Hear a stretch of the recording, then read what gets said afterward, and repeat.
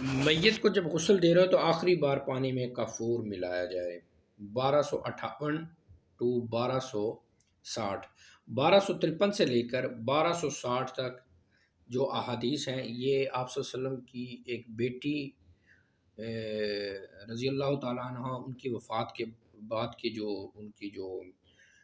کفن ہے یا ان کو غسل دینے کا جو طریقہ ہے اس کے بارے میں ڈسکس کی گئی ہے، 1253 سے لے کے 1260 تک،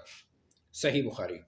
حضرت ام عطیہ رضی اللہ تعالیٰ عنہ سے روایت ہے، انہوں نے فرمایا نبی صلی اللہ علیہ وسلم کی صاحبزادیوں میں سے ایک صاحبزادی فوت ہو گئی، تو نبی صلی اللہ علیہ وسلم کی صاحبزادیوں میں سے ایک صاحبزادی فوت ہو گئی تو آپ باہر تشریف لائے، فرمایا اسے 3 بار یا 5 بار، اور اگر مناسب خیال کرو تو اس سے بھی زیادہ بار، پانی اور بیری کے پتوں سے غسل دو، اور آخری بار پانی میں کافور ملا دو،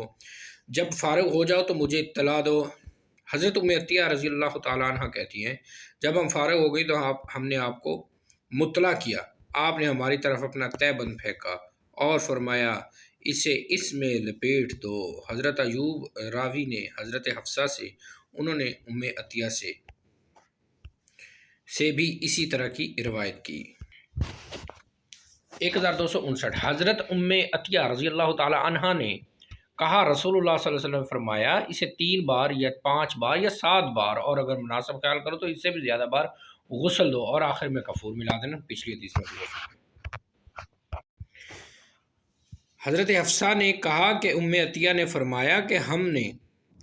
اس کے بالوں کی 3 منڈیاں بنائیں، یعنی میت کو غسل دینے کے بعد اس کے بال بنانا بھی اس میں شامل ہے۔ میت عورت کے بال کھولنا، امام ابن سریر رحمۃ اللہ علیہ بیان کرتے ہیں کہ خاتون میت کے بال کھولنے میں کوئی حرج نہیں۔ حضرت ام عطیہ رضی اللہ تعالی عنہ سے روایت ہے، انہوں نے فرمایا عورتوں نے رسول اللہ صلی اللہ علیہ وسلم کی صاحبزادی کے بالوں کی 3 منڈیاں بنائیں، اس طرح کہ انہوں نے بال کھولے، انہیں دھویا، پھر ان کی 3 چوٹیاں بنا دی، یعنی میڈیاں بنا دی۔ 1258 صحیح بخاری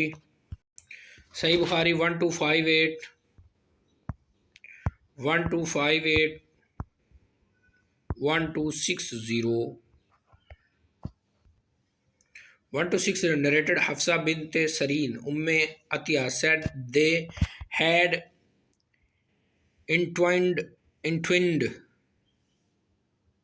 the head hair of the daughter of Allah's messenger in 3 braids. The first undid her hair, washed, and then entwined it in 3 braids.